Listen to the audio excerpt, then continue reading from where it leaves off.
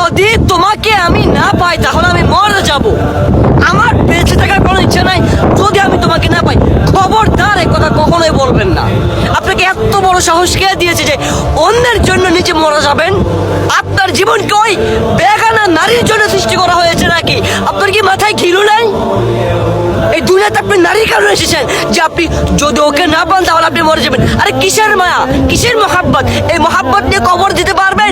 এই ভালোবাসা নিয়ে কবর দিতে পারবেন? নাকি কবরে ওই নারী আসবে যে আপনার যে সওয়াল জবাব উত্তর ওই নারী দিবে? আমি আমার মাথায় ধরে না। আমি চিল্লাচ্ছি কেন? আমি আপনাদেরকে বুঝাচ্ছি, আপনারা বুঝেন না কেন? কেন আপনারা বুঝেন না? আপনাদেরকে যদি বুকে ধরে বোঝানো হয় তারপর আপনারা বুঝবেন না, যদি আপনাদের পায়ে ধরে বোঝানো হয় তারপর আপনারা বুঝবেন না। বলছে তাকে যদি আমি না পাই তাহলে আমি আমার নিজের জীবনটাকে ধ্বংস করে দিব আমি। আরে ওই নারীর জন্য কি আপনার জীবন সৃষ্টি হয়েছে? আল্লাহ তাআলা ওই নারীর জন্য আপনার জীবন সৃষ্টি করেছে, আপনি জানেন না এটা? ওই মালিক সৃষ্টি করেছে ওই মালিকের ইবাদত করার জন্য, অথচ আপনি ওই মালিকের ইবাদত তো করা থাক দূরের কথা, আপনি ওই মালিকের নাম নেন না মুখে, আপনি নাফরমান।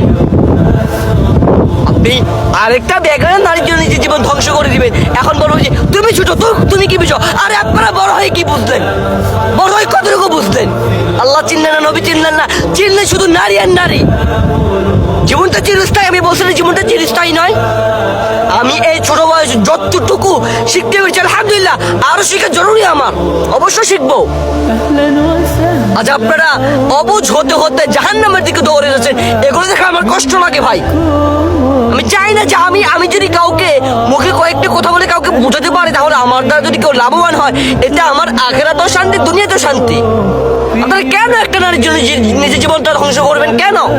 হ্যাঁ, ওই নারী আপনাকে স্বর্গে নিয়ে যাবে, যেটা মহান আল্লাহ তাআলা বলেছেন হারাম। হযরত মুহাম্মদ সাল্লাল্লাহু আলাইহি ওয়াসাল্লাম বলেছেন হারাম, এটা হারাম।